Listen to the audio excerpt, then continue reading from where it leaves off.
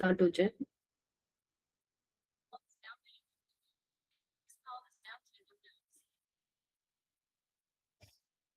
क्या बात है, इतने कम बच्चे क्यों हैं? Good evening ma'am. Good evening Rahul.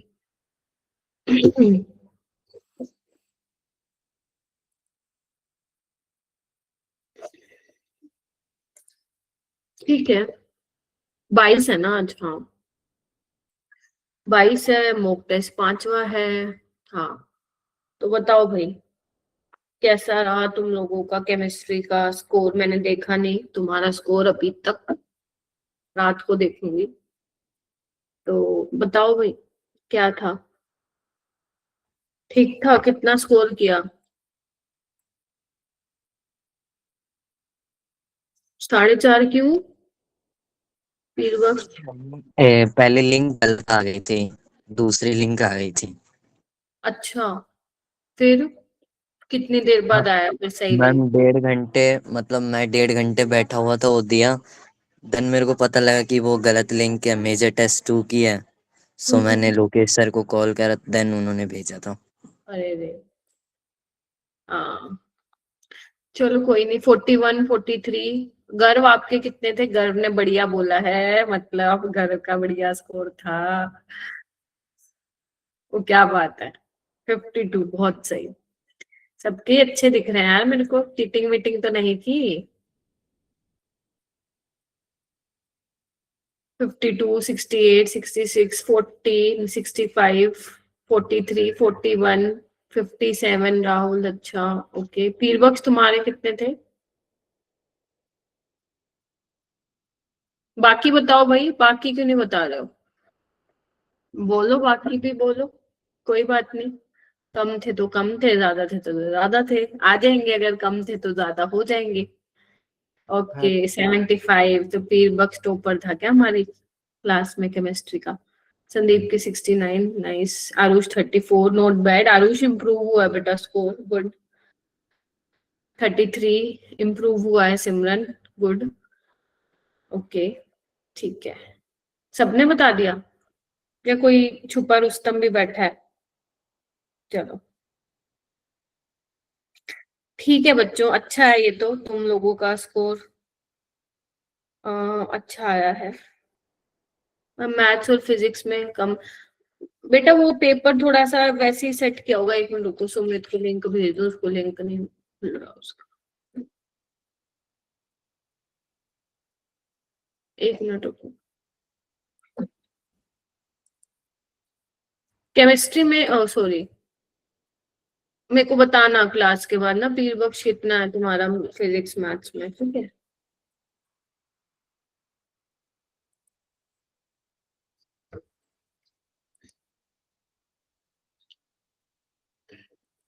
ठीक है, करें फिर स्टार्ट, देखते हैं। पेपर पेपर तो वैसे मैंने देख ही लिया है, मैं अभी सोल्व कर रही थी ना, तो पेपर तो सही था। चलो ठीक है बेटा। हाँ वो ना actually sir on emergency leave ना, इसीलिए क्लास नहीं हो पाएगी एकदम से। थोड़ा सा प्रॉब्लम हो गई है ना, इसी वजह से। तो कल मेरे ख्याल से वो आ जाएंगे वापस, है ना?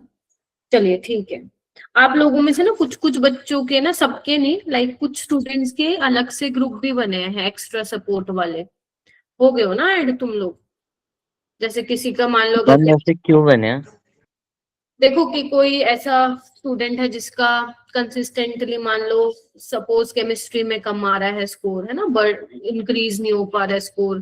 किसी का मैथ्स में कम आ रहा है, किसी का फिजिक्स में कम आ रहा है, तो वो अलग से ऐड किया गया। उसमें कुछ एक्स्ट्रा सेशंस टीचर्स प्लान करेंगे। जैसे जो मेरे केमिस्ट्री के, मैं कुछ प्लान करूंगी, अनीशा मैम अपना करेंगी और हर्षित सर अपना करेंगे, राइट? तो फिर और मान लो अगर तुम लोगों को कोई प्रॉब्लम आ रही है, मान लो किसी टॉपिक में प्रॉब्लम आ रही है, मान लो पीर बख्श तुम्हें आ रही है फिजिक्स में, तो तुम वहां बता सकते हो कि मैम मेरे को ये प्रॉब्लम आ रही है और इससे मेरे सवाल बनते ही नहीं है, ठीक है?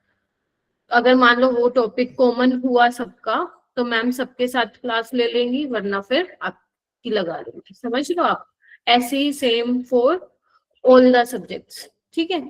तो उसको थोड़ा सा अच्छे से आप यूटिलाइज करना ग्रुप को, ठीक है। आप लोगों के लिए बनाया गया है, कोई डाउट है तो आप उसमें पूछ सकते हो, कुछ भी हो, मतलब anything related to your subject ना, फिजिक्स का, केमिस्ट्री का, जो भी, जिसमें जो जो बच्चे ऐड है, वो सारे बच्चे ऐड नहीं हो, क्योंकि सब बच्चों का कंसर्न है। कहीं आप सोचो मैम हमें भी होना है, जो जैसा कर, जो ऐड नहीं है, जो जैसा, हाँ विशाल, आई विल ऐड यू, मैंने एक्चुअली अभी सोचा था ऐड कराने को, आई विल ऐड यू।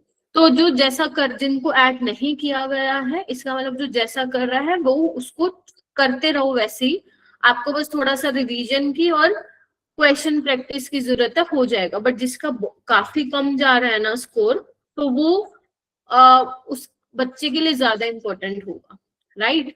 तो जिसको ऐड नहीं किया है वो अपना कंटिन्यू रखो प्रिपरेशन, और जो बच्चों को ऐड किया है वो भी अपनी प्रिपरेशन कंटिन्यू रखो। बट अपना जो भी सब्जेक्ट स्पेसिफिक कंसर्न है वो टीचर को रेज करो, ठीक है। ये मोटिव है इस ग्रुप को बनाने का।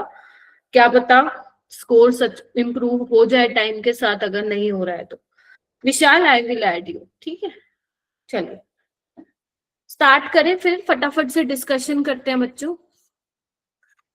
चलो कुछ अच्छा, तो पहला क्वेश्चन, मतलब पहला नहीं था, मैंने स्टार्टिंग में 12th के क्वेश्चंस लिए हैं, 12th ग्रेड के, राइट, ताकि थोड़ा सा कॉन्फिडेंस भी बिल्डअप हो कि जो आप पढ़ रहे हो वो बहुत इंपॉर्टेंट पढ़ रहे हो, और एकदम एग्जाम पॉइंट ऑफ व्यू से करना है। अगर नहीं किया है तो अपने को वो चीज दोबारा से करनी पड़ेगी। चलो आओ, which of the following which of the glycosidic linkage between glucose between galactose and glucose in present is present in lactose। देखो ये वाला जो क्वेश्चन है ना, जैसे मैंने सौम्य और ये क्या नाम है, रविंदर, आंचल, तुम लोगों के बैच में मैंने ये चैप्टर नहीं पढ़ाया था बायोमोलिक्यूल्स। बट अगर मान लो तुम्हें ऐसे लगता है कि मैम हम में लर्निंग पावर अच्छी है, मतलब हम एक चीज को पढ़ते हैं वो हमें याद हो जाता है, तो आई वुड सजेस्ट कि आप ये चैप्टर पढ़ लो। मैं रिकॉर्डिंग शेयर कर दूंगी आप लोगों को। अगर आपको लगता है कि हम याद करने वाली चीजें कर सकते हैं तो आप कर सकते हो, राइट।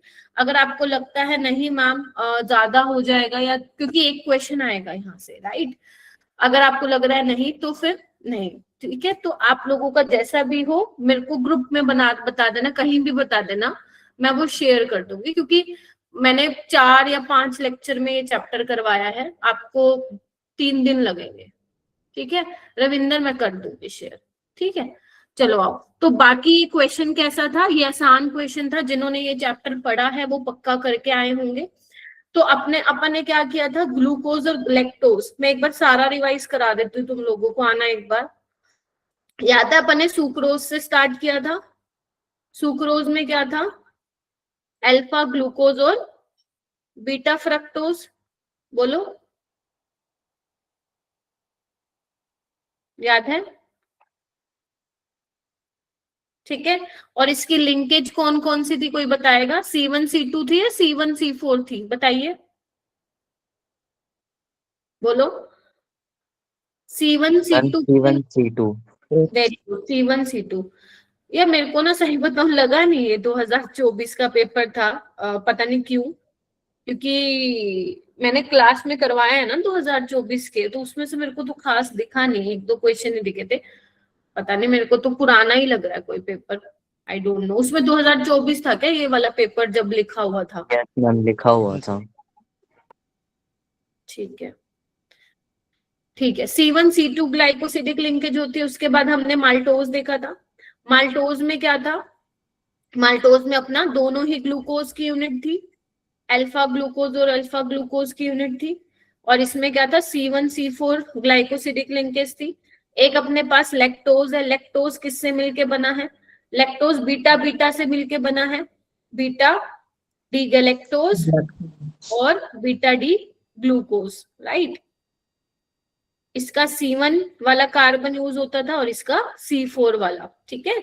तो C1 C4 में ग्लाइकोसिडिक लिंकेज होती थी। मैंने कहा था पहले गैलेक्टोज लिखना और C1, क्योंकि हम ना उल्टा कर देते हैं, ग्लूकोज को C1 देते हैं, गैलेक्टोज को C4। तो C1 गैलेक्टोज का होगा, कार्बन नंबर 1 गैलेक्टोज का, और ग्लूकोज का C4।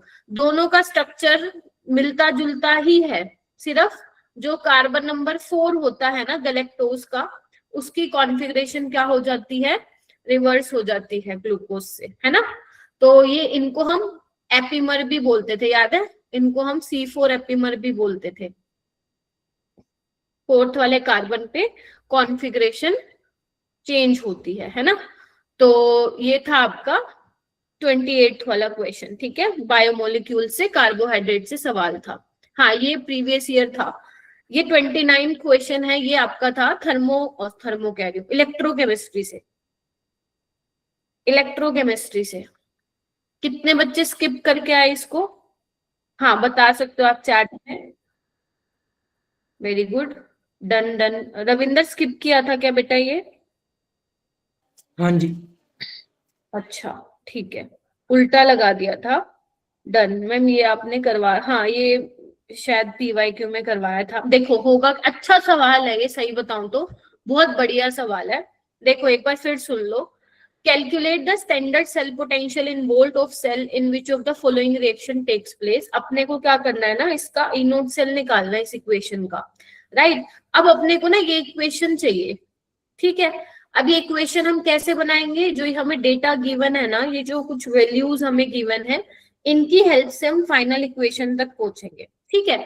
तो एक बात बताओ, मुझे यहाँ पे क्या दिख रहा है, Ag प्लस से Ag, वो तो मुझे यहाँ से मिल जाएगा, क्या कहते हो। मुझे दिख रहा है Fe+2 Fe+3 में कन्वर्ट हुआ है, तो वो मुझे इन दोनों से मिल जाएगा, क्या कहते हो। सबसे पहले तो हम ये देख लेते हैं कि Fe+2 से Fe+3 वाली इक्वेशन बनानी पड़ेगी। देखो Fe+2 हमारा फाइनल इक्वेशन में लेफ्ट हैंड साइड है ना, और जो हमें E0 सेल दिया उसमें भी Fe+2 से Fe का रिडक्शन हो रहा है, 2 इलेक्ट्रॉन का गेन होगा, क्लियर है। तो ये अपना y वोल्ट इसका E0 सेल दिया हुआ है। Fe+3 से Fe में जाना है, लेकिन मुझे फाइनल इक्वेशन में Fe+3 कहाँ दिया हुआ है, राइट हैंड साइड पे। तो मैं क्या करूंगी, Fe से Fe+3, यानी कि मैं ऑक्सीडेशन करवाऊंगी। मुझे गिवन क्या है, रिडक्शन पोटेंशियल, लिखा क्या है मैंने, ऑक्सीडेशन, तो मुझे साइन रिवर्स करना पड़ेगा और इसको चेंज करना पड़ेगा रिडक्शन से ऑक्सीडेशन पोटेंशियल में। ये करने आता है आप लोगों को? पहले तो मुझे ये बताओ, क्योंकि ये नहीं करना आता तो तुम्हें प्रॉब्लम होने वाली है फिर इलेक्ट्रो में। आती है ना करने? अगर तुम्हें थोड़ा थोड़ा कम कॉन्फिडेंस आ रहा है, नोट्स उठाओ। नॉन्स्ट इक्वेशन में मैंने भर भर के न्यूमेरिकल की प्रैक्टिस करवाई है, तुम सिर्फ क्लास नोट्स के ही कर लो बेशक क्वेश्चन, ठीक है। चलिए आइए, तो एक काम करें फिर, क्या हुआ, Fe से Fe गया, Fe+2 गिव्स Fe+3 +1 इलेक्ट्रॉन, यही होगा ना। चलो ठीक है, मैंने तुम लोगों को बोला था अगर फाइनल इक्वेशन में आपका नेट इलेक्ट्रॉन का ट्रांसफर दिखा रहा है तो हम लोग क्या यूज करते हैं, गिब्स फ्री एनर्जी वाला फॉर्मूला यूज करते हैं। क्या होता है गिब्स फ्री एनर्जी का, change in Gibbs free energy minus delta G naught is equal to -n E0 cell into Faraday, ठीक है। तो देखो ये हमारी फर्स्ट इक्वेशन है, ये हमारी सेकेंड इक्वेशन है, ये हमारी थर्ड।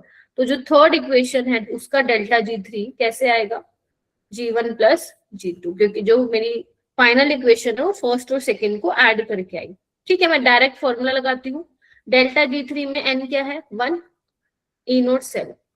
फैराडे नहीं लिख रही हूँ क्योंकि वो कैंसिल आउट हो जाएगा राइट हैंड साइड और लेफ्ट हैंड साइड। यहाँ पे देखो -2 इंटू वाई, -3 ये हो जाएगा -z, तो ये क्या हो जाएगा हमारा, माइनस कॉमन ले लो, ये हो जाएगा 2y -3z। क्या कहते हो देखना, जो प्लस था वो माइनस, माइनस था वो प्लस हो गया, ठीक है। अच्छा ये हमारा किसका आया E0 सेल, इसका, इस वाली इक्वेशन का बच्चों, इसका, समझे। चलो अब हमें क्या चाहिए, ये पूरी इक्वेशन चाहिए, वो तो आ ही गई। एक हमारे पास ये बन गई इक्वेशन, देखो, और एक हमारे पास Ag प्लस से Ag का रिडक्शन, क्या कहते हो, ये दिया ही हुआ x वोल्ट, और ये कितना है 2y -3z।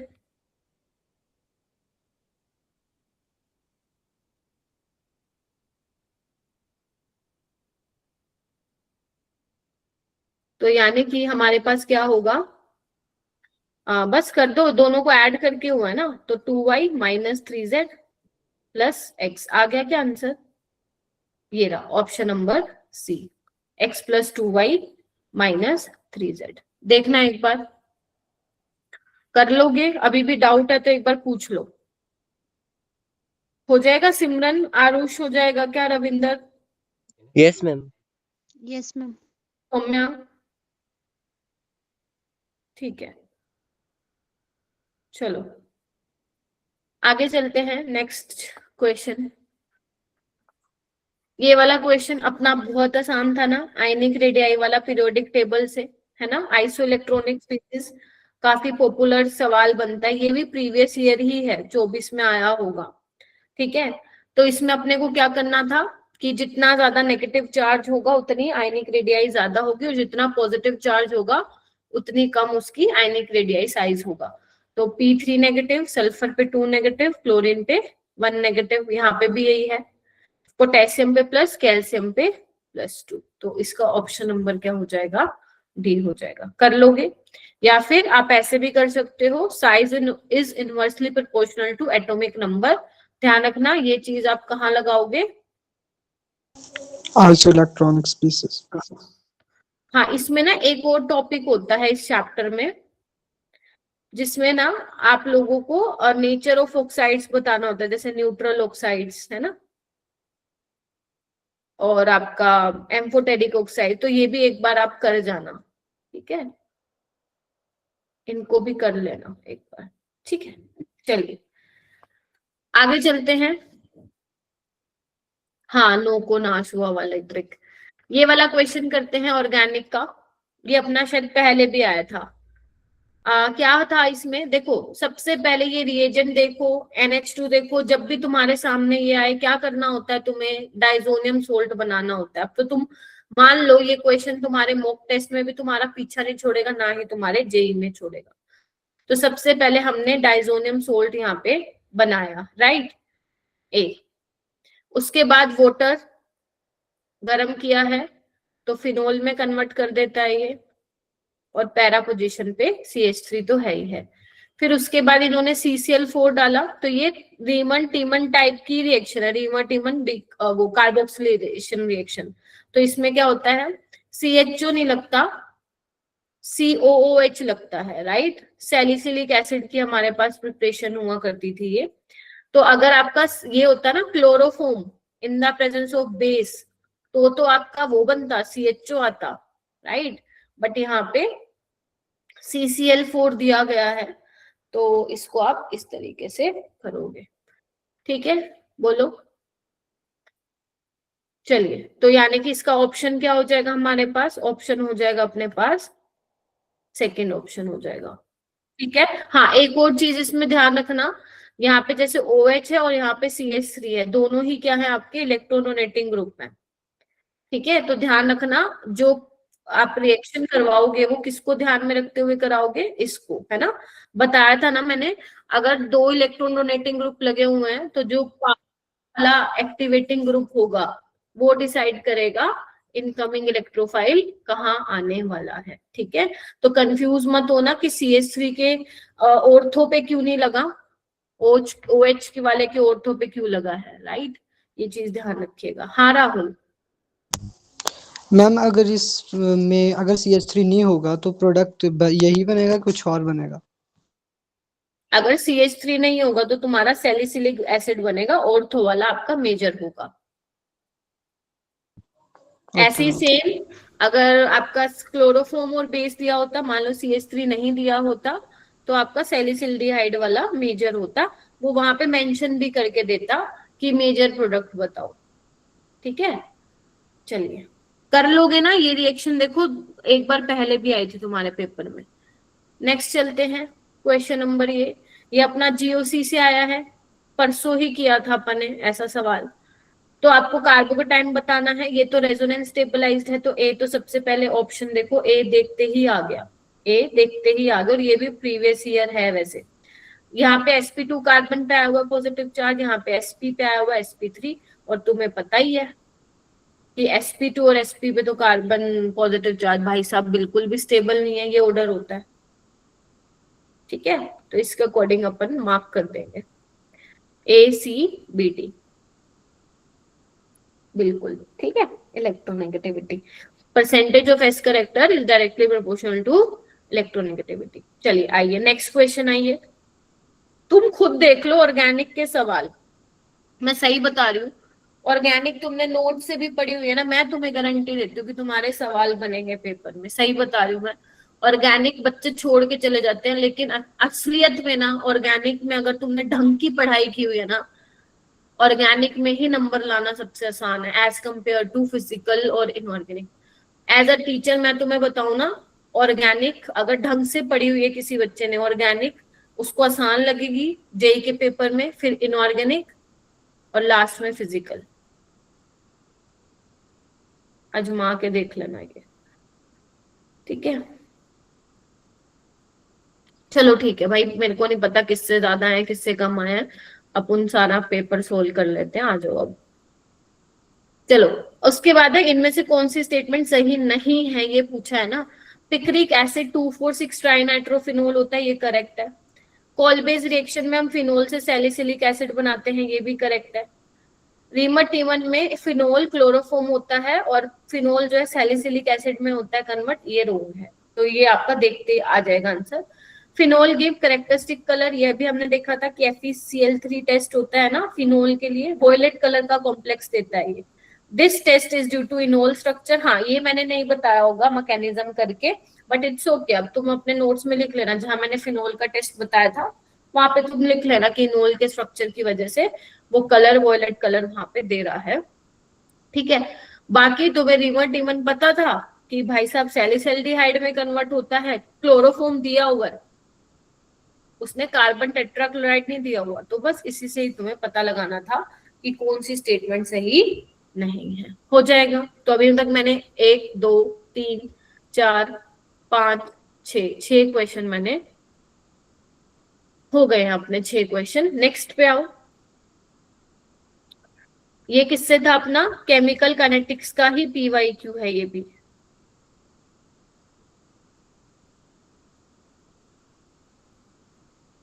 चलिए आइए, डन, वेरी गुड। अपने को हाफ लाइफ दी हुई है बच्चों, देखो ना 1 आवर दी हुई है।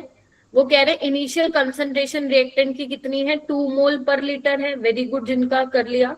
फिर वो कह रहे हैं how much time does it take for its concentration to come from 0.50 to 0.25 if it's a zero order reaction. देखो ये तो हम बाद में बात करेंगे, फिलहाल हमें ये पता चल गया जीरो ऑर्डर है, हाफ लाइफ है, इनिशियल कंसंट्रेशन है, राइट। तो हाफ लाइफ दी हुई है, क्या होता है फॉर्मूला हाफ लाइफ का, A0/2K। चलो बहुत सही। क्या मैं यहाँ से रेट कांस्टेंट निकाल सकती हूँ, हाँ मैम निकाल सकते हो, A0/2T हाफ। चलो ठीक है मैम, तो यहाँ पे A0 क्या आ जाएगा 2, और ये तो क्या 1 ही आ गया, ये तो है ना, सेकेंड वेकेंड में तो नहीं करना ना कुछ, हाँ ठीक है ठीक है, ये तो 1 ही आ गया। फिर हमें पता है क्या होता है जीरो ऑर्डर का, AT minus A0 minus KT। हो सकता है आपने माइनस माइनस का कुछ अलग से याद करा हो, ये वाला फॉर्मूला इस तरीके से होता है। AT क्या है, left amount of concentration at time T, A0 is your initial concentration, K आपका रेट कांस्टेंट है, ध्यान रखना स्मॉल के रेट कांस्टेंट होता है, कैपिटल के इक्विलिब्रियम कांस्टेंट होता है। जेई वाले इसमें फंसा देते हैं, तो पेपर में देख लेना, ठीक है। हालांकि लिखने में कैपिटल के लिखा है, वैसे ही स्मॉल के होता है रेट कांस्टेंट, T टाइम है। तो 80 हमें निकालना ही है ना, नहीं 80 हमें निकालना, दिया हुआ है 0.25 initial concentration 0.50 minus 1 into T, तो ये तो कितना आ गया अपने पास 0.25 आर आ गया, ठीक है। तो फॉर्मूला बेस्ड सवाल था, ऐसे क्वेश्चन पेपर में आए तो छोड़ के मत आना, ठीक है। चलो आओ, नहीं ये अच्छा था सवाल, नाइस क्वेश्चन। किसी का ठीक हुआ है ये क्वेश्चन, बाय द वे ये भी क्लास में था, आपने करवाया था, बट वैसे बता रही हूँ, क्या था क्या किसी ने, तीरबक्स आपका ठीक था, यस मैम। ठीक है।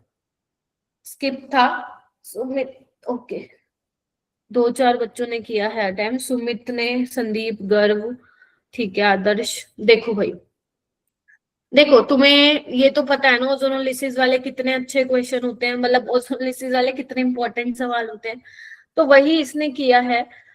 तुम देखो कितने रिएजेंट दे दिए इसने, ये सारे रिएजेंट दे दिए।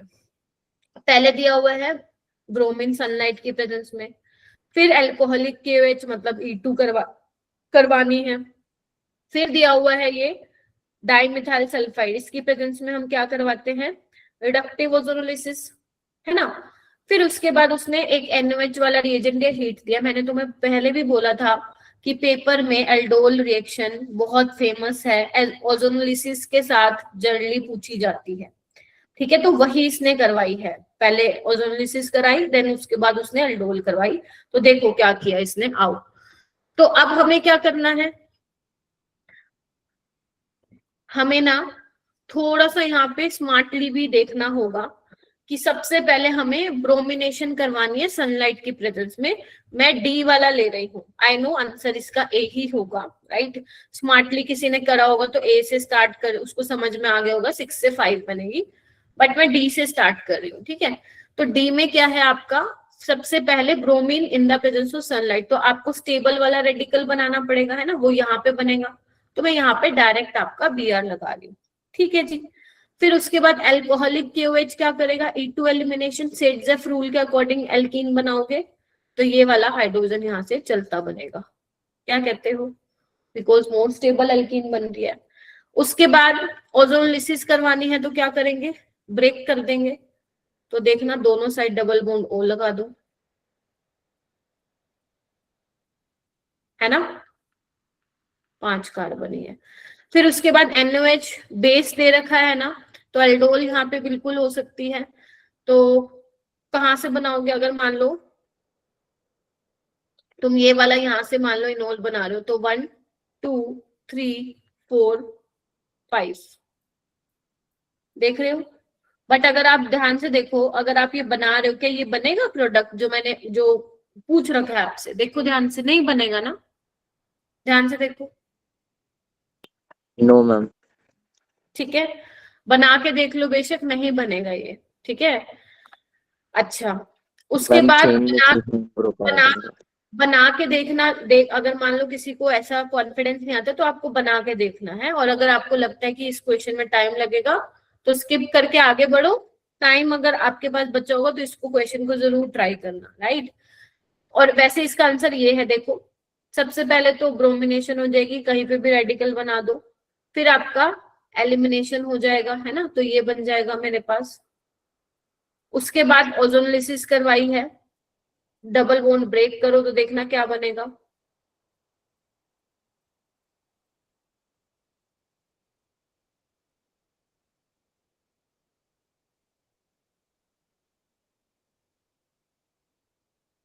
ठीक है। अब देखो कहीं से भी निकाल दो, यहां से निकाल दो, तो 1 2 3 4 5 देख रहे हो। अब तुम्हें साफ दिख रहा है कि जो 1 के ऊपर बनेगा वो ये बनेगा CHO, देखो। और मैंने तुम्हें क्या कहा था, जिसका बॉन्ड जोड़ रहे हो पहले तो नंबरिंग कर दो अपनी तरफ से, 1 1 यहाँ पे लिख दो, 1 अपनी मर्जी से कहीं भी लिख दो, 1 का बॉन्ड 5 के साथ, है ना, 5 के साथ क्या होगा, 4 3 2, और जिनके बीच में बॉन्ड बनाया है डबल बॉन्ड दे दो, और 1 पे क्या लगा हुआ है, CHO। यही तो थी तुम्हारी aldol reaction, intramolecular aldol reaction, ठीक है जी। बोलो क्या कहते हो। सो यस, ऐसे क्वेश्चन को अपने को करना है। अगर तुम्हें एल्डोल रिएक्शन की अच्छी खासी प्रैक्टिस करनी है, तुम सिर्फ 2025 के वो 5 क्वेश्चन कर लेना जो तुम्हारे क्लास नोट्स में भी हैं, वरना तुम अलग से जो PDF है उसमें देख लेना।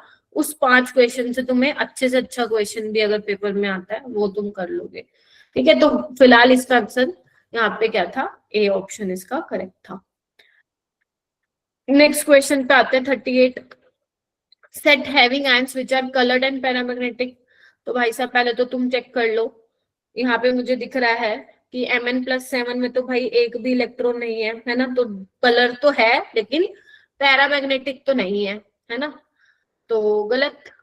जिंक 2+ कलरलेस, टाइटेनियम 4+ कलरलेस, तो आंसर यही आ गया। ये D9 होता है, ये D3 होता है, और ये D8, और तीनों के तीनों क्या है, इनमें क्या है, अनपेयर्ड इलेक्ट्रॉन है।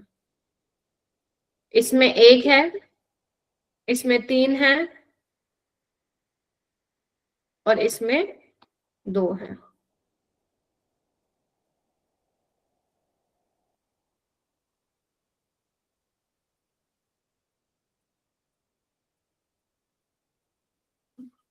हो जाएगा। चलो, ये क्वेश्चन बहुत अच्छा है, बहुत बहुत अच्छा है। इसका कॉन्सेप्ट मैंने क्लास में जरूर बताया था आपको, लेकिन ऐसा क्वेश्चन ना शायद अपन ने, मतलब बहुत सारे ऐसे क्वेश्चन हमने नहीं किए हैं, बट ये अच्छा बहुत था। इसका जो फर्स्ट ऑप्शन था ना, वो काफी अंदर, लाइक काफी अच्छा ऑप्शन था। वैसे यही इसका आंसर भी है। आपको देखो 2 कॉम्प्लेक्स दिए गए हैं, 2 कॉम्प्लेक्स, तभी मैं आप लोगों को कहती हूँ कि पीवाईक्यू तो चलो सबको करना ही चाहिए, तभी मैं आपको कहती हूँ शॉर्ट नोट से इस टाइम पे रिवीजन नहीं करनी चाहिए, मेरा ये पर्सनली मानना है। क्योंकि शॉर्ट नोट्स में ना ये चीजें नहीं दी होती, वो आपके सिर्फ डिटेल नोट्स में होती हैं। तो शॉर्ट नोट्स तब काम आते हैं जब भाई साहब हफ्ते बाद तुम लोगों का पेपर है, अभी यू हैव अ टाइम, आपको बहुत ढंग से आपका नोट्स में जो एक एक वर्ड टीचर ने लिखवाया हुआ है उसको जरूर देखना है ना। तो जरूर, ऐसा नहीं है कि सारा पेपर तुम्हारा प्रीवियस ईयर से आ जाएगा, ऐसा नहीं है। कुछ क्वेश्चंस तो ऐसे भी होंगे जो वो कुछ अलग फ्रेम करने की कोशिश करेंगे, राइट। तो अच्छा सवाल था। देखो क्या है, आपको 2 कॉम्प्लेक्स दिए हुए थे, वो कह रहे हैं कि ये दोनों कॉम्प्लेक्स वॉयलेट और येलो कलर के हैं, है ना। वो कह रहे हैं इनकरेक्ट स्टेटमेंट बताओ। तो सबसे पहले तो क्रोमियम +3 में है दोनों में, और मैंने तुम लोगों को बताया था कि अगर तुम्हारी कॉन्फ़िगरेशन D1 है, D2 है, D3 है, वो हमेशा D2sp3 हाइब्रिडाइजेशन होगी, ये मैंने तुम्हें बताया था। चाहे तुम्हारा लो spin, sorry, strong field ligand हो या वीक फील्ड लिगेंड हो। और क्योंकि यहाँ पे दोनों में ही D3 है, तो क्या होगा, T2G में आएंगे 3 इलेक्ट्रॉन, क्योंकि क्वेश्चन बेटा CFSC से पूछा हुआ है ना। अगर तुम VBT से भी सोचते तब भी 3 इलेक्ट्रॉन ऐसे भरते। तो पैरामैग्नेटिक तो है, अनपेयर्ड इलेक्ट्रॉन भी है, दिस इज करेक्ट स्टेटमेंट। फिर वो कह रहे हैं, वैसे स्किप नहीं करना चाहिए था, डेल्टा O वैल्यू जो है फर्स्ट की कम है, ठीक है, क्योंकि वोटर क्या है, स्ट्रॉन्ग फील्ड लिगेंड। और मैंने आपको बहुत बार बोला था कि अमोनिया बेटर लिगेंड है वोटर से, तो ध्यान रखना। क्योंकि जो आपका स्प्लिटिंग एनर्जी है वो डिपेंड करता है ना स्ट्रेंथ ऑफ लिगेंड पे। तो वोटर आपका weak field ligand as compare to ammonia, तो उसका क्रिस्टल फील्ड स्प्लिटिंग एनर्जी कम होगी, ये भी ठीक है। फिर वो कह रहे हैं delta O value can be compared by strength of ligand, बिल्कुल उसी से ही तो किया मैंने, तो ये भी बिल्कुल ठीक है। तो गलत कौन सी है मैम, गलत ये है। गलत ये इसलिए है क्योंकि पढ़ो, वो कह रहे हैं कि delta O values of first and second are calculated from the energies of energy and violet and yellow light, this is wrong. जो रेडिएशन वो एब्जॉर्ब कर रहा है ना, जिस कलर की वेवलेंथ वो एब्जॉर्ब कर रहा है, उसके करस्पॉन्डिंग हम डेल्टा O वैल्यूज निकालते हैं, ना कि कॉम्प्लीमेंट्री कलर के करस्पॉन्डिंग। मैंने बताई थी तुम्हें, क्या बोला मैंने, कॉम्प्लीमेंट्री कलर के करस्पॉन्डिंग वो नहीं कैलकुलेट करता है वैल्यूज, जिस कलर की वेवलेंथ उसने एब्जॉर्ब की ना, उसके करस्पॉन्डिंग आपके डेल्टा O की वैल्यूज जो है वो आपको दिखाई देती है। ये मैंने पढ़ाया था कलरिंग कोऑर्डिनेशन कॉम्प्लेक्सेस में, ठीक है। तो वॉयलेट और येलो कलर वो शो कर रहे हैं। दोबारा बता रही हूँ, जैसे ये जो फर्स्ट वाला कॉम्प्लेक्स है वो वॉयलेट कलर का, यानी कि इसने कौन सी वाली वेवलेंथ एब्जॉर्ब की होगी, येलो वाली। तो वो येलो के करस्पॉन्डिंग आप डेल्टा O की वैल्यूज कैलकुलेट की जाती है, आती है ना एक्सपेरिमेंटली, इतने सेंटीमीटर इनवर्स, इतने सेंटीमीटर इनवर्स। तो वो कैसे कैलकुलेट की जाती है, on the basis of which colour wavelength of colour light absorb by electrode. अब ये क्या दिखा रहा है, येलो कलर का दिखाई दे रहा है, तो इसने कौन सी एब्जॉर्ब की होगी, वॉयलेट, राइट। बताया था ना मैंने, अगर वॉयलेट एब्जॉर्ब किया तो उसको कॉम्प्लीमेंट्री कलर क्या होगा, येलो। रेड किया होगा तो उसका क्या होगा कॉम्प्लीमेंट्री कलर, ग्रीन। ग्रीन। और ब्लू के करस्पॉन्डिंग ऑरेंज। तो मैं आप सबको एक सजेशन देना चाहती हूँ, ये टॉपिक सारे बच्चे पढ़ोगे कोऑर्डिनेशन में से, colour in coordination complexes, clear है। Colour in coordination complexes. Ma'am वो सर्कल ठीक है, वाला। हाँ वो जो सर्कुलर व्हील बनवाया था वो वाला टॉपिक, सिर्फ सर्कुलर व्हील को नहीं पढ़ना, उस पूरे टॉपिक को पढ़ना है। और मैं आपको 10 क्वेश्चन सिर्फ उसी टॉपिक पे कंपाइल करके भी दूंगी, ठीक है। तो पढ़ना वो मैं दे दूंगी आप लोगों को वेंसडे को। हो गया ये क्वेश्चन, ध्यान रखेंगे सारे बच्चे। चलिए नेक्स्ट चलते हैं। ओजोनोलिसिस ऑफ 2 मिथाइल प्रोपीन, ये तो मेरे ख्याल से करा होगा आप लोगों ने, ये क्वेश्चन मत छोड़ना यार, ठीक है। तो इसमें क्या करना था, एक तो अपने को HCHO मिल रहा है ना, कुछ नहीं करना, डबल बॉन्ड O लगाना है। और एक अपने को क्या मिल रहा है, एसीटोन, यानी कि प्रोपेन 2 मिल रहा है और मिथेनॉल मिल रहा है। हो जाएगा, चलो। मैम हाँ जी बेटा। मैम इसमें पता कैसे चलेगा कि रिडक्टिव होगी कि ऑक्सीडेटिव होगी? देखो ऑप्शन में कहीं पे भी फॉर्मिक एसिड नहीं बना हुआ बेटा, कीटोन तो कीटोन में ही रहता है, चाहे ऑक्सीडेटिव ओजोनोलिसिस हो चाहे रिडक्टिव ओजोनोलिसिस हो। अगर हमें लग रहा है कि हमें नहीं पता तो वो कहीं पे CO2 और वाटर भी लिखता अगर ऑक्सीडेटिव ओजोनोलिसिस करवाने को बोलता, बट यहाँ पे हमारे पास ऑप्शन में है ही नहीं, तो इसका मतलब उसने रिडक्टिव के लिए बोला है, ठीक है सक्षम।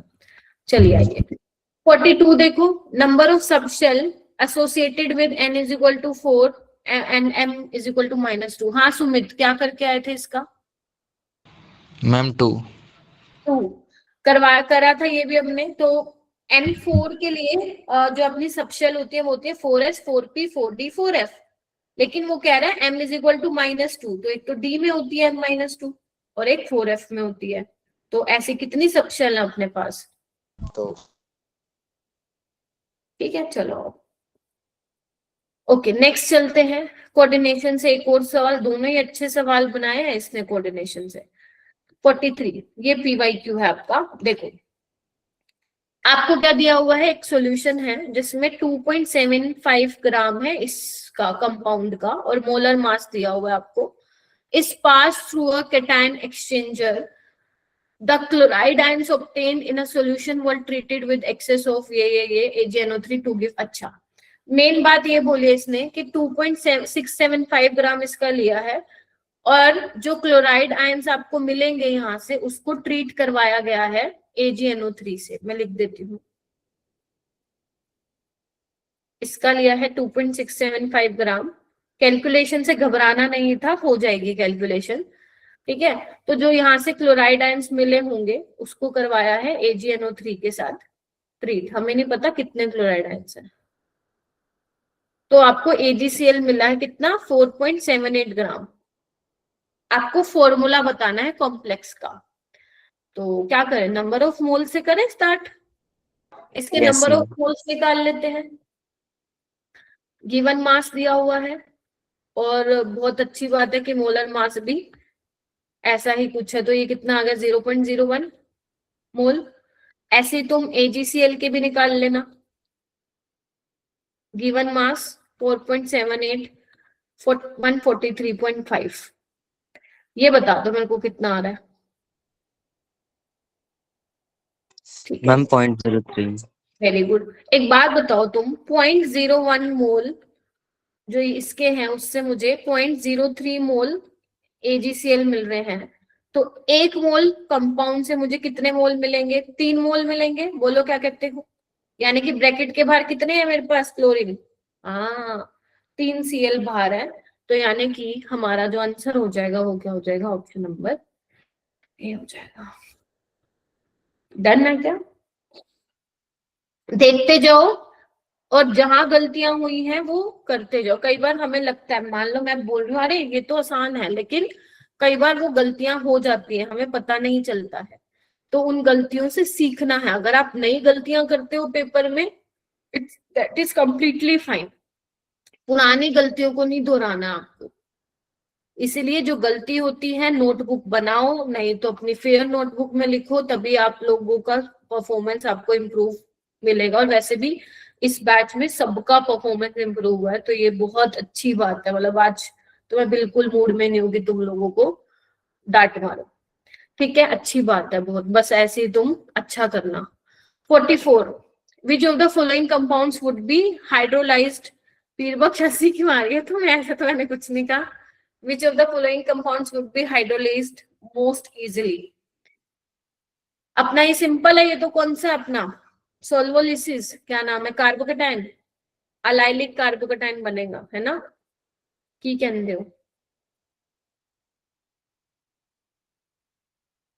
चले, ये आपका विनाइलिक बनेगा, ठीक है, ये आपका प्राइमरी वाला बन रहा है, और ये तो बहुत ही बेकार किस्म का बन रहा है, तो डी वाला फटाफट से हाइड्रोलाइज होगा। चलो नेक्स्ट आते हैं। अच्छा, ozonolysis of an organic compound gives formaldehyde as one of the product, this confirm the presence of।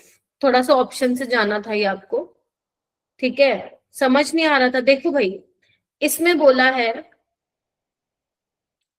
N isopropyl group, n isopropyl group क्या होता है देखना एक बार, ये होता है, ठीक है, एसिटाइलेनिक ट्रिपल बॉन्ड, एसिटाइलेनिक ये होता है, 2 इथाइलेनिक डबल बॉन्ड ये होता है, और अपना विनाइलिक क्या होता है, यहाँ पे कुछ भी हो सकता है ना। अब तुम खुद ही देख लो किसको ब्रेक करवा के बन जाएगा, ये तो बनेगा ही बनेगा, क्या कहते हो, है ना।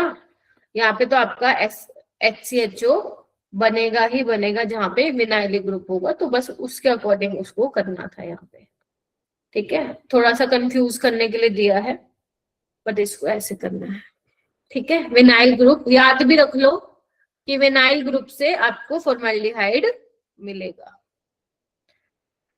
2 क्वेश्चन दे दिए ओजोन, 3 क्वेश्चन आ गए ओजोनोलिसिस पे, 3, ऐसा वैसे जेई में नहीं होगा कि 3 पकड़ा देंगे वो ओजोनोलिसिस के, ठीक है, 1 दे देंगे तो बहुत है, ठीक है। ये वाला क्वेश्चन देखो कितना प्यारा क्वेश्चन है ना, आपके केमिकल काइनेटिक्स का one of the most popular सवाल है।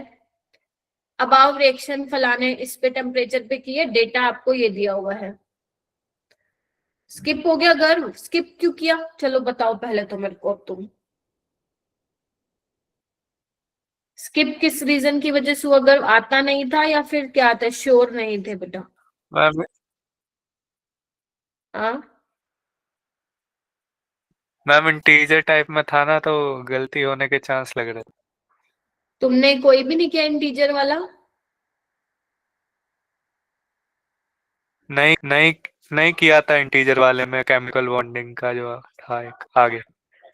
अच्छा अच्छा बच्चों, ठीक है, मैं एग्री कर रही हूँ कि तुम लोगों को थोड़ा सा डर बैठ जाता है अंदर कि होगा कि नहीं, बट ऐसे वाले क्वेश्चन मत छोड़ना जो आपने अपने हाथ से कभी किए हैं सोल्व, और ये वाले क्वेश्चन तुम लोगों ने कर रखे हैं तो नहीं छोड़ना, ले लो रिस्क, कॉन्फिडेंस आएगा, कॉन्फिडेंस आएगा जब ठीक होगा ना, तो कॉन्फिडेंस आएगा। अपने को क्या करना है, ऑर्डर ऑफ रिएक्शन बताना है विद रिस्पेक्ट टू NO, यानी कि NO तो दे रखा है, मतलब NO के रिस्पेक्ट में बताना है, तो अपन क्या करें, जो H2 का प्रेशर है, इनिशियल प्रेशर, उसको हम छुपा ले, जो सेम वैल्यूज हैं, देखो ये सिमिलर सिमिलर सी है, मतलब हमारा आंसर आ जाएगा इससे, क्या कहते हो।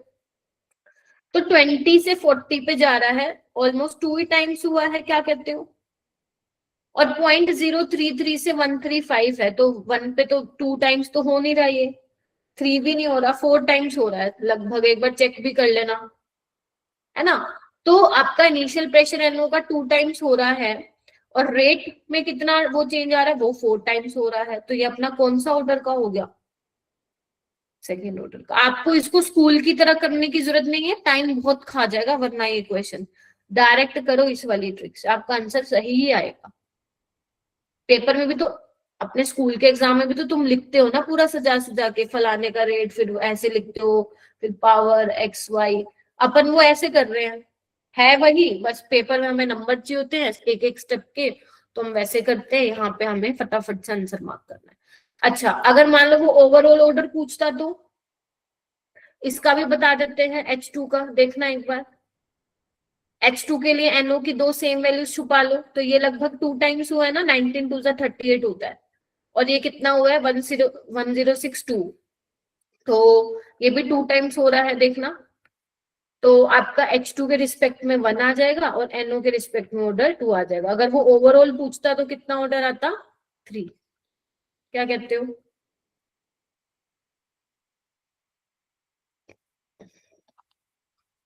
हाँ, 2 टाइम्स ही होता वो, राइट। तो इस तरीके से करने हैं, ये वाले क्वेश्चन छोड़ना नहीं है, अगर आता है तो अब नेक्स्ट टाइम पे।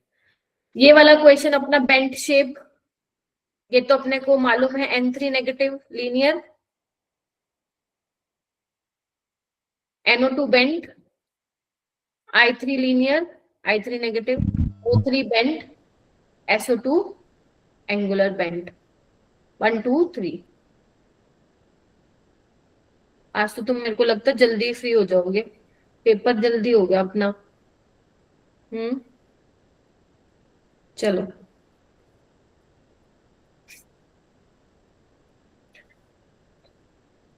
एट्टी परसेंट मोल, ये क्या लिखा हुआ, 80 मोल परसेंट ऑफ MgCl2। किसने कहा था सोल्यूशन वाले सवाल नहीं हुए मेरे से? अभी किसी ने कुछ बोला था ना? ये तो मैंने, यार ऐसे मत करो, मैंने तुम्हें असाइनमेंट में भी डाल के दिया था सवाल। पीरबक्स लास्ट में की थी क्या केमिस्ट्री? मैम सबसे पहले। फिर टाइम क्या नहीं था? मैम फिर छोड़ दिए थे ना बीच में कि आगे क्वेश्चन कर ले तो फिर दोबारा करूँ। अच्छा, एक बार देख लिया करो तुम लोग, अगर मान लो पहली नजर में दिख रहा है ना, आता है तो कर डालो उसको, है ना। चलो, 80% ये मैंने उसमें भी डाला था असाइनमेंट में, देखो 80 mole percent of MgCl2 is dissociated in aqueous solution. Alpha कितना है? 0.8। MgCl2 को डिसोसिएट करोगे तो किसमें टूटेगा?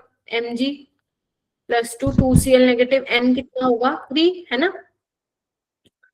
Vapour pressure of 1 molal solution, molality कितनी दी हुई है बताओ भाई?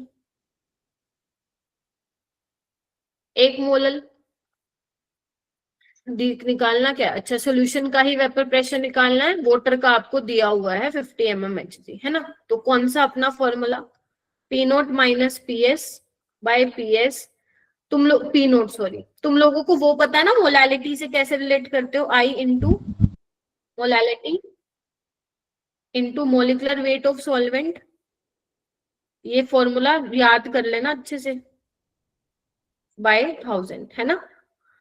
चलो, फिर I कैसे निकालेंगे? डिसोसिएशन है तो 1 plus n minus 1 into alpha, तो ये कितना आ जाएगा? 1 प्लस 2 अल्फा 0.8, ये बन जाएगा अपना 1 प्लस 1.6 यानी कि 2.6। क्या कहते हो? बस अब इसको सोल्व करना है। 50 माइनस PS सोल्यूशन का निकालना है। ये आया कैसे? भूल गया? अगर अभी बताती हूँ एक बार, फटाफट वैल्यू पुट कर लो। 50, आई कितना है? 2.6 into molality 1 molar, molecular weight of solvent क्योंकि कुछ एक्वस दिया हुआ है ना तो पानी लोगे, बाय 1000। करते जाओ, तुम्हारा बिना कैलकुलेटर के ही आंसर आने वाला है। तो आपका PS आ जाएगा 47.6 समथिंग आएगा, तो उसको नियरेस्ट इंटीजर कर देना 48।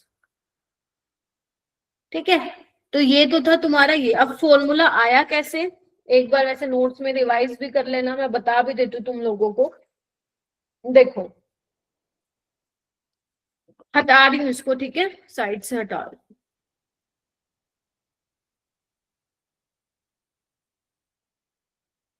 चलो पूरा ही हटा दूं क्या? हटा दूं क्या पूरा? ये हटा दिया। मैम हटाना ही था तो पूछ क्या रहे हो? देखो, मोल फ्रैक्शन ऑफ सोल्यूट होता है, राइट। अच्छा, ये अपने पास क्या होता है? Number of moles of solute होता है ना, बाय टोटल वो होता है, ठीक है, मोल्स ऑफ कंपोनेंट। तो given mass by molar mass, है ना। और ये क्या होता है अपने पास? Given mass of solvent by molar mass of solvent. यही होता है क्योंकि हम डाइल्यूट सॉल्यूशन के लिए ही पढ़ते हैं, जितने भी फॉर्मूले बनाए अपन ने, राइट। तो एक बात बताओ, अपने पास मोलालिटी क्या होती है? मैम मोलालिटी होती है number of moles of solute, जिसको हम given mass by molar mass of solute लिख सकते हैं, मास ऑफ सॉल्वेंट इन केजी, है ना। जिसको मैंने इस वाले में फॉर्मूले में W1 से दिखाया। ध्यान रखना W1 ग्राम में है मेरा ये, ठीक है। तो क्या लिखूंगी देखना, गिवन मास बाय मोलर मास। हाँ, एक और चीज, अगर मैं इसको ऊपर 1000 से मल्टीप्लाई कर दूं, 1000 से डिवाइड कर दूं, अगर कोई प्रॉब्लम तो नहीं आएगी ना अपने को, है ना। तो एक बार बताओ, given mass of solute bye molar mass of solute bye mass of solvent in KG, अगर केजी में करूंगी ग्राम को तो ऊपर 1000 से मल्टीप्लाई होगा ना, देखो एक बार, है ना। देखो पहले तो कंफर्म करो, हो गया, बस वो मोलैलिटी बन गया, ये मोलिकुलर वेट सॉल्वेंट का हो जाएगा और नीचे आ जाएगा 1000, ठीक है। बस वही करके अपन ने आंसर निकाला है, आगे बढ़ते हैं। Number of possible aromatic benzenoid, question को इसने थोड़ा सा आसान इसलिए कर दिया क्योंकि उसने एरोमेटिक बेंजेनोइड पूछ लिया। वही है अपना 6, तो यही कार्बन हो गए, और तो कोई कार्बन है ही नहीं, मतलब क्लोरीन डायरेक्ट अटैच है।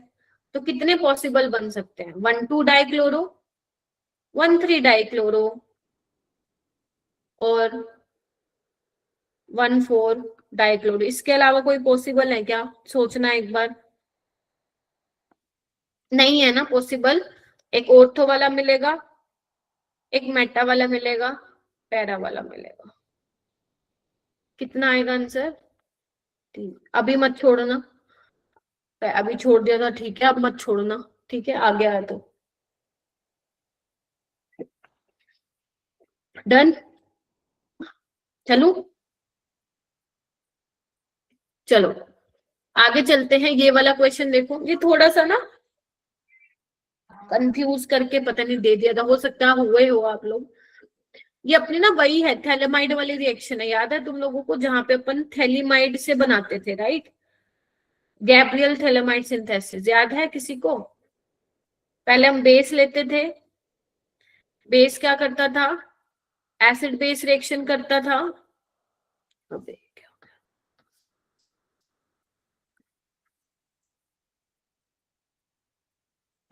फिर हम क्या लेते थे, वो लेते थे एल्काइल हैलाइड, है ना।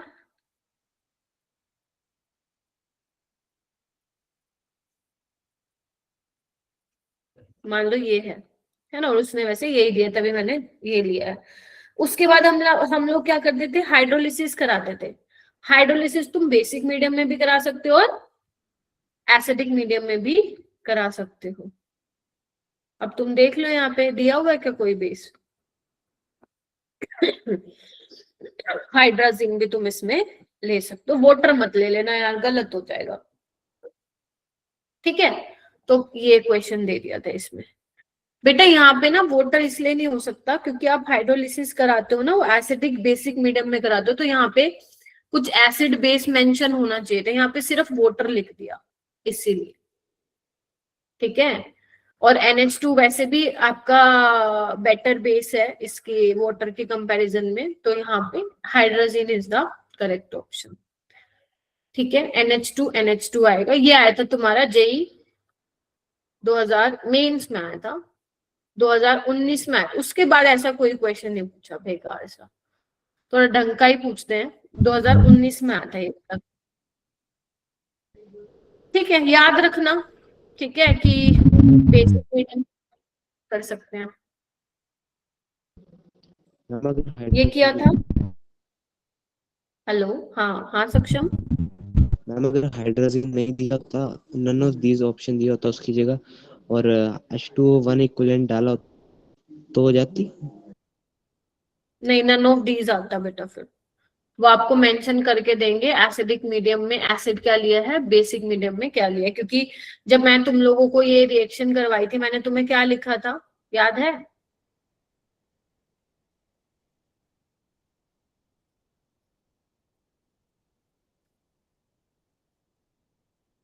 ना, ठीक है। ओके, ये कहाँ से आया था बेटा, ये आया था रिडॉक्स से। ये क्वेश्चन था नीट 2020 फ्री का था शायद, ठीक है। मैम हमें क्यों दिया, क्योंकि जेई में भी था।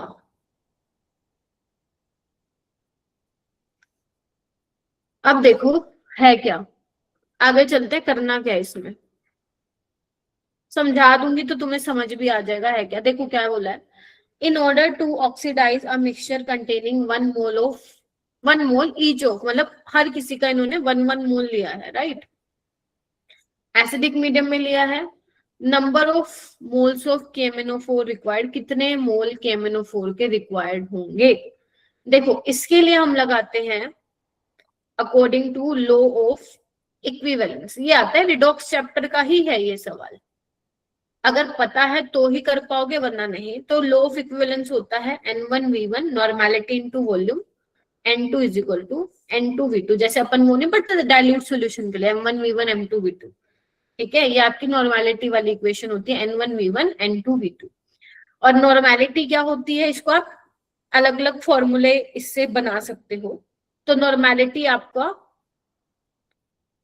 नॉर्मेलिटी इनटू वॉल्यूम, देखो मैं बता देती हूँ कैसे आया। आप लोगों को नॉर्मेलिटी पता है क्या होता है, नंबर ऑफ ग्राम इक्विवेलेंट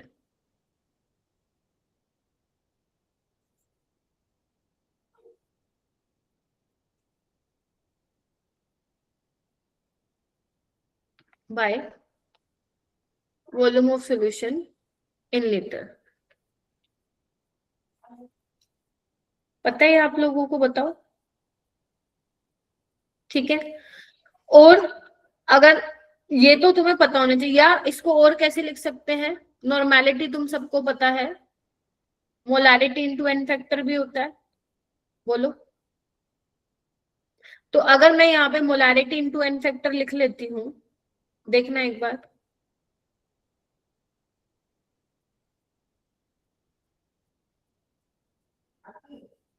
तो मोलारिटी इंटू वॉल्यूम क्या बनेगा, नंबर ऑफ मोल्स। तो यहाँ पे मैं नंबर ऑफ मोल्स लूंगी KMnO4 के जो मुझे निकालने हैं इंटू एन फैक्टर। यहाँ पे किसके लूंगी, क्योंकि मुझे अब मिक्सचर दिया हुआ है तो मुझे इसका भी लेना पड़ेगा, इसका भी लेना पड़ेगा, इसका इसका इन सब का लेना पड़ेगा, ठीक है। हाँ जल्दी हम टाइट्रेशन में पढ़ते हैं, ठीक है। तो ये यस रिडॉक्स में ही आप लोगों को पढ़ाया जाता है। रिडॉक्स में एक टॉपिक है लॉ ऑफ इक्विवेलेंस, वहां पे आता है ये। तो टाइम है तो आप लोग पढ़ सकते हो, और नहीं टाइम है तो कोई बात नहीं, यहाँ मैं एक बार बता देती हूँ तो आप कर पाओगे इस टाइप के क्वेश्चन। मिक्सचर में अपने को बेटा ये तीनों कंसिडर करने हैं, राइट। देखो रिडॉक्स की वेटेज देखो, मन करे तो सवाल आएगा वरना नहीं आएगा, या फिर वो इलेक्ट्रोकेमिस्ट्री के साथ फ्रेम करके देंगे रिडॉक्स को, या फिर वो डी ब्लॉक के साथ देंगे। देखो भाई ये वाला फॉर्मूला पता चल गया। अब देखो मैं क्या कर रही हूँ, सारे बच्चे देखो, देखो आप लोगों को पता है एसिडिक मीडियम में मैंने तुम्हें बताया था ना ये वाली ट्रिक 135 बना। एसिडिक मीडियम में एन फैक्टर होता है 5, ये सबको मुंह जुबानी रटा होना चाहिए। अब एक बात बताओ, तुम्हें पता है एसिडिक मीडियम में ऑक्सीडाइजिंग एजेंट की तरह बिहेव करता है, तो दूसरों को ही ऑक्सीडाइज करता है, खुद को रिड्यूस मारता है, राइट। अब तुम्हारे पास है फेरस ऑक्सलेट, क्या मैंने तुम्हें बताया था ये वहां पे डी ब्लॉक में कि Fe+2 चेंज होता है Fe+3 में, और जो ऑक्सलेट है वो होता है कन्वर्ट CO2 में, की कहते हो बताओ भाई, है ना। यहाँ पे 2 है तो प्लीज यहाँ पे 2 कर लेना। अब तुम्हें आयरन का भी एन फैक्टर निकालना है और इसका भी, कार्बन वाले का भी। तो Fe+2 से Fe+3 में 1 इलेक्ट्रॉन का चेंज आया तो इसके लिए तो एन फैक्टर 1 है। यहाँ पे देखो ये कार्बन +3 में है, कार्बन +4 में, इसमें भी 1 का ही चेंज है, लेकिन 2 कार्बन है तो उसके लिए 2 का, क्या कहते हो। तो इसके लिए 1, इसके लिए 2, ऐड करना कितना होगा बोलो, 3 हो गया। तो फेरस ऑक्सलेट के लिए जो एन फैक्टर आता है वो कितना आता है, 3, आसान है निकालना। अच्छा नेक्स्ट चलो, Fe2C2O4 3, इसको आप कैसे लिख सकते हो मैम, इसको हम ऐसे लिख सकते हैं, देखना। अब ऑलरेडी आयरन +3 में है, मतलब इसका ऑक्सीडेशन नहीं होगा। C2O4 2 नेगेटिव, ये अपने +3 में है तो ये किस में जाएगा, CO2 में +4, क्या कहते हो बोलो। यहाँ पे आप बैलेंस कर लेना। अब चेंज कितने का आ रहा है? 1 का, लेकिन वो एक कार्बन के लिए आ रहा है। कितने हैं मेरे पास? 6। बोलो क्या कहते हो? तो इसका एन फैक्टर कितना आ गया मैम? 6। फेरस सल्फेट, सल्फेट इसको मैं ऐसे लिख दूं, पहले देख लो आराम से।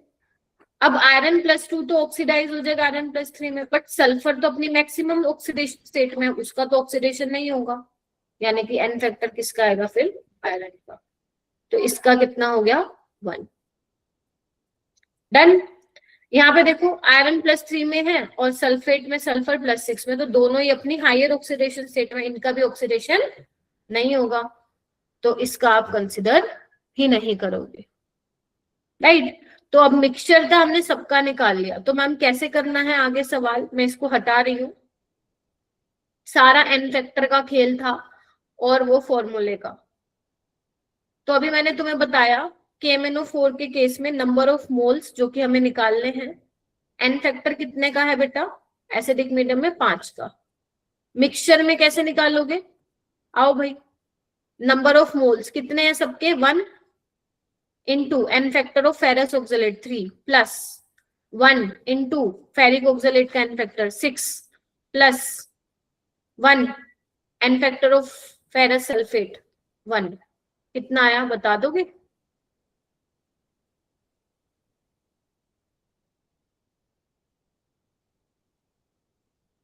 दस बाय 2, सॉरी 10/5 2, तो 2 इसका क्या आ जाएगा? आंसर आ जाएगा। तो ये इस तरीके से हुआ है क्वेश्चन, ठीक है।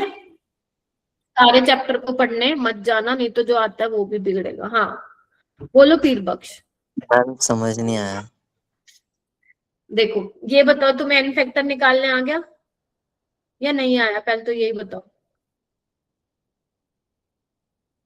हाँ या ना में जवाब दो, आ गया कि नहीं आया? No ma'am. फिर थम्स अप क्यों दे रहे हो? ये वाला फॉर्मूला लगाने आ गया जो मैंने बताया था, N1V1 N2V2 number of moles into n factor. अब ये मत बोलना ये नहीं आया, नहीं आया तो रुक जाना क्लास के बाद, ठीक है। ये तो पता चल गया ना, number of moles into n factor कैसे आया आपको? Normality is equal to molarity into n factor, ठीक है। तो नॉर्मल, इसकी जगह मैंने मोलारिटी इनटू एन फैक्टर रखा है ना, तो मोलारिटी इनटू वॉल्यूम क्या होता है? नंबर ऑफ मोल्स होता है, वहां से आया है फॉर्मूला, ठीक है। इसमें से किसका एन फैक्टर निकालने नहीं आया है पीर बख्श, वो बताओ मेरे को।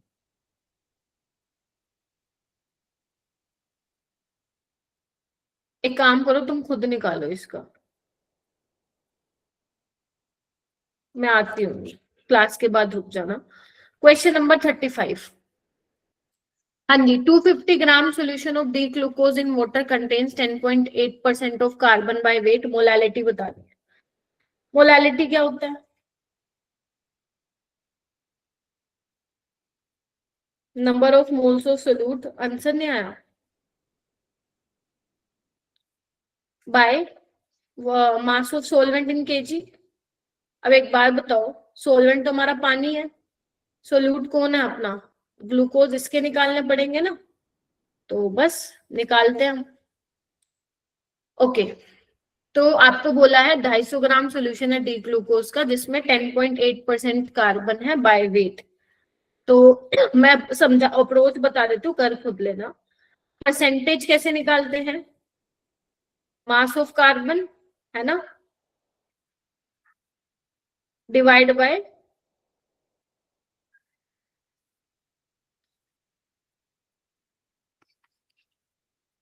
ऐसे ही निकालूंगी, बताओ,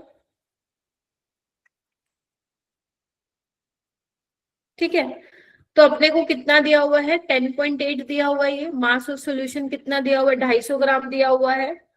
चलो भाई सही है, तुम लोगों ने मेरे को बता दिया फटाफट। बाय ये आ गया 100, राइट। तो मास ऑफ कार्बन तुम लोगों ने निकाल लिया 27 ग्राम, ठीक है। ग्लूकोज क्या होता है बच्चों? C6H12O6। तो एक बार बताओ, 180 ग्राम में बेटा जो डी ग्लूकोज था ना, डी ग्लूकोज में क्या होता है? कार्बन होता है, हाइड्रोजन होता है, ऑक्सीजन होता है।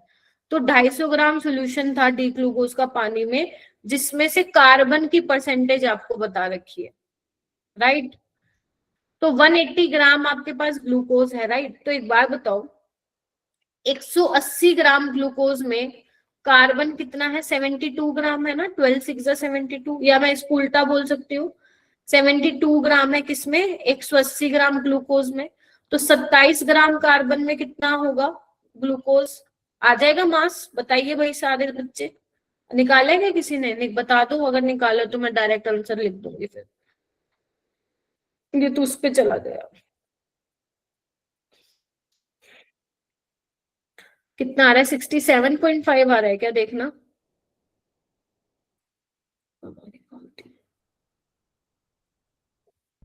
Yes ma'am. हाँ यही आ रहा है, 67.5 ग्राम ग्लूकोज है, हो गया। तो कार्बन की हेल्प से हमने ग्लूकोज का मास निकाल लिया, ठीक है, बस हो तो गया। Number of moles of solute glucose के गिवन मास आ गया, मोलर मास 180 होते। सोल्वेंट कैसे निकालोगे, टोटल आपका सोल्यूशन का मास माइनस सोल्यूट का मास माइनस कर दो, कितना आ जाएगा, निकाल लो इसको, 182.5 आ जाएगा, हो जाएगा, ये आपका सोलवेंट का मास हो जाएगा। इसको पुट करना है और तुम्हारा आंसर आ जाएगा, 2 के आसपास आ जाएगा, ठीक है, ऐसे करना था। मतलब कार्बन के मास से आपको पहले तो परसेंटेज ऑफ कार्बन से मास ऑफ कार्बन निकालना था, मास ऑफ कार्बन से हमें ग्लूकोज का मास निकालना था, आंसर आ जाएगा। ये वाला क्वेश्चन देखो, find the value of wave number करके आए, in terms of Rydberg constant when transition of electron takes place between two level of helium whose sum is 4, difference is 2, 3 और 1, स्किप तो नहीं करना चाहिए था यार, 3 + 1 4 और 3 - 1 2, यानी कि n1 क्या होगा बेटा 1 और n2 क्या होगा 3। तो वेव नंबर क्या होता है RH z² 1/n1² 1/n2², ठीक है, स्किप करा है तो कोई नहीं, देख लो। Z हीलियम है तो 4,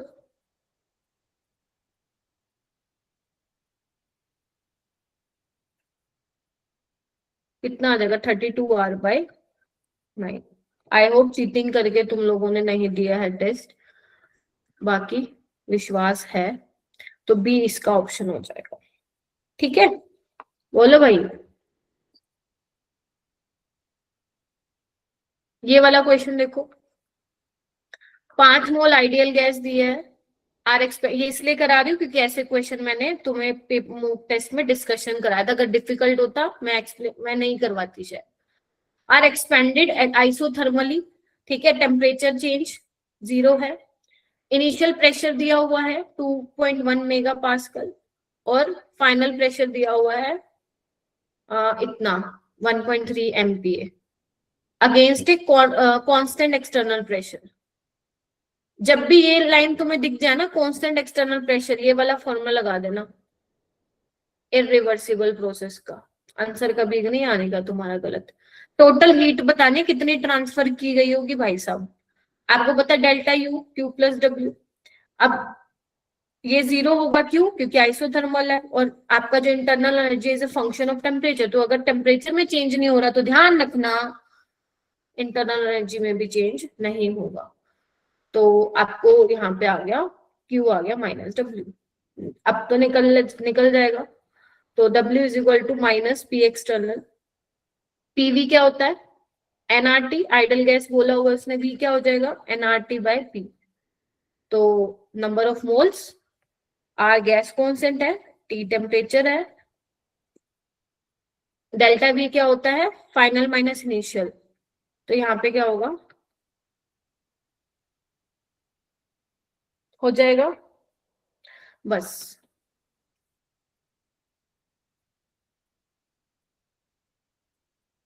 टेम्परेचर आपको दिया हुआ है, हाँ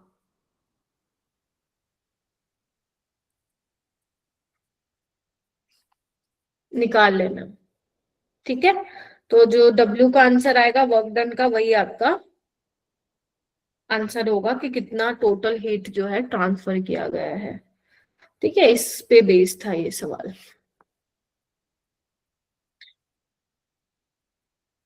नेक्स्ट, ये कहां से है सवाल, बोलो। ये तो करवाया था पहले भी,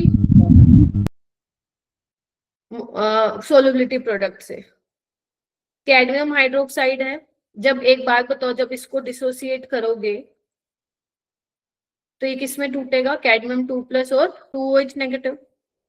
अब वो कह रहे हैं कि जो पानी में, इसकी ध्यान से सुन लो, कॉन्सेप्ट अच्छा है, मैं समझा देती हूँ। जो इसकी सोलबिलिटी पानी में है ना, वो ये दे रखी है 1.84 इंटू 10⁻⁻5। आपको बोला है इसकी solubility in a buffer solution जिसकी पीएच 12 है। 12 का मतलब सॉल्यूशन कैसा है, बेसिक।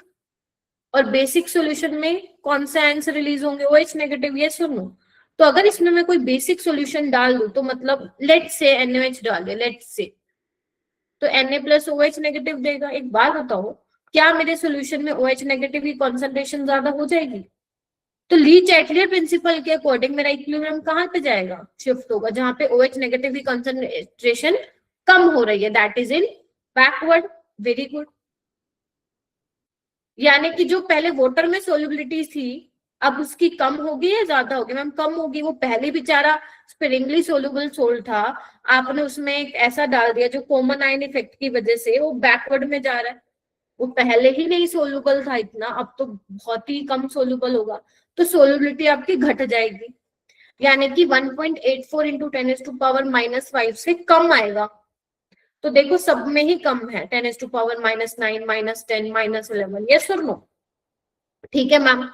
तो अब एक बात बताओ, अगर मुझे KSP लिखना है तो कैसे लिखूंगी? इसके लिए S, इसके लिए 2S, है ना? तो कैडमियम की कंसंट्रेशन, OH नेगेटिव की कंसंट्रेशन का स्क्वायर, तो S 2S का स्क्वायर क्या आ जाएगा, ये बोलो भाई, 4S3। हाँ क्या ना? तो KSP क्या हो जाएगी अपनी सोल्युबिलिटी प्रोडक्ट, 4 इंटू 1.84 इंटू 10⁻⁻5 का क्यूब। हाँ या ना? डन। चलो मैम, अब यहां से हमें क्या मिला, पीएच है 12। अगर पीएच 12 है तो पीओएच क्या आ जाएगा, 2, क्योंकि पीएच प्लस पीओएच कभी सुना होगा, नहीं सुना तो यार अब देख लो, मैं करवा रही हूं तो 2। तो OH नेगेटिव की कंसंट्रेशन क्या हो जाएगी, 10⁻⁻2।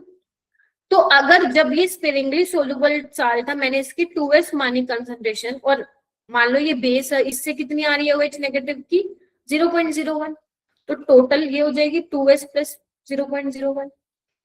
क्या मैं ये बोल सकती हूँ क्योंकि स्पेरिंगली सोल्युबल साल था तो ये बहुत कम OH नेगेटिव आयंस रिलीज कर रहा होगा, तो मैं बोल सकती हूँ, क्या मैं ये क्या बोलते हैं, ज्यूम कर सकती हूँ कि सारा का सारा जो OH नेगेटिव की कंसंट्रेशन आ रही होगी वो यही आ रही होगी, 0.01। तो मैं इसको नेग्लेक्ट करके क्या लिख दूंगी, 0.01 लिख दूंगी। बस अब अपने को सॉल्व करना है, आइए। तो मेरे पास क्या हो जाएगा, KSP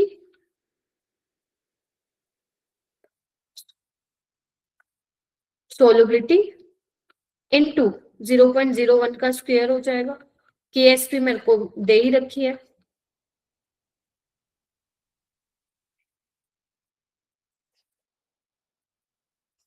अपने को यहां से क्या निकाल लेना है, सोल्युबिलिटी निकाल लेनी है। कितनी आ जाएगी, इसको जब तुम सोल्व करोगे तो तुम्हारा आंसर आ जाएगा ये।